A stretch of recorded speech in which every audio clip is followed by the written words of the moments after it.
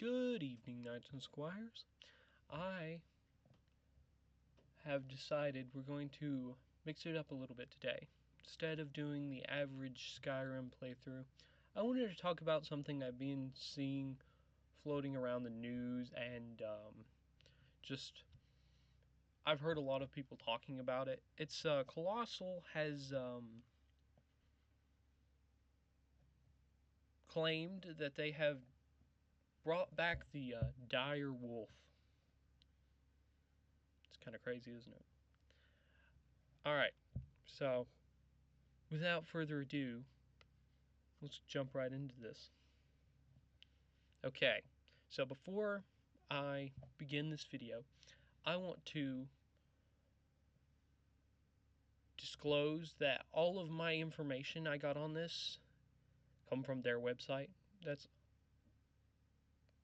most of what I will be talking about is what they have claimed on their website. So I will also link their website down in the description if you want to look at it yourself.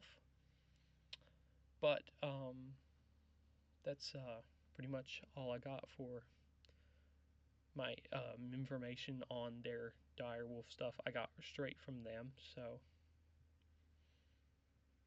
let's jump right into this.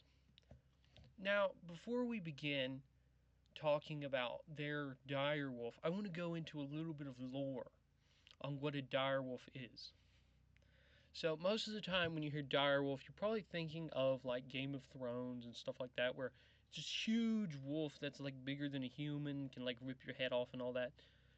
In reality, the ones that were extinct and that lived here long ago were usually only about 3.5 foot tall, 7.5 foot long, just a little bit bigger than a regular sized wolf. So, and that's what they have claimed to make.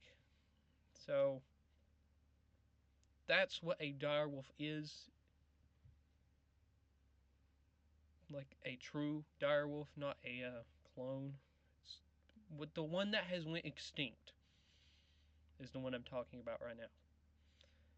The one that they have made, I don't know if I'd claim it as an actual direwolf, because to say it's an actual direwolf, you'd have to, I don't know, grab your necromancy reanimate spell and like conjure it up or something.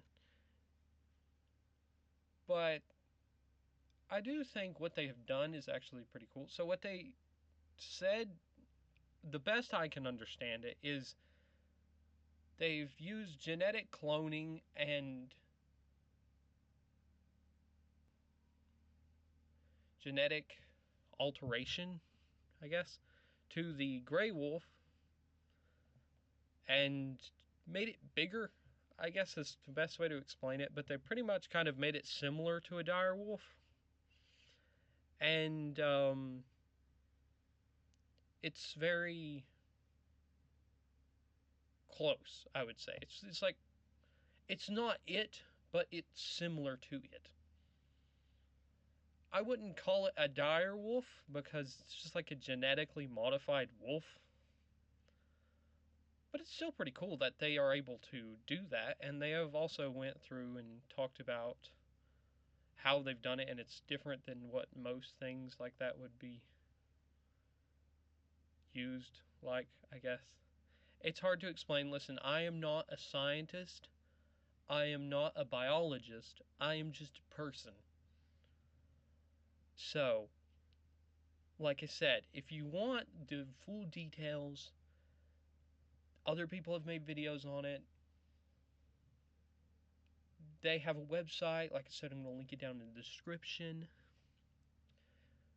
But pretty much, to me, it just looks like they're kind of just making it sound cool with calling it a direwolf. And I noticed in one of their articles in their website, they called it the Direwolf 2.0.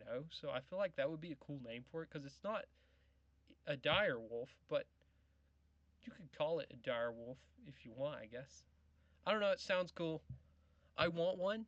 I mean, Colossal, hit me up if you wanna part with one. I mean, I would be willing to buy one, you know. That would make the coolest pet ever. And but yeah, I think it's pretty cool. And my final thoughts on it are, I don't know, a lot of people upset about it, but me personally, I think it's pretty cool that we've come that far to be able to genetically modify an animal to something else, which is just really cool to me. I like science and it's very interesting. Like I said, I'm not a scientist, so if you want actual factual information on this, you're gonna have to go ask somebody else, not me.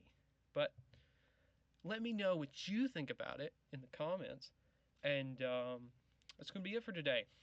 I will see all of you crazy knights and squires, wizards and spell swords in the next one. Later.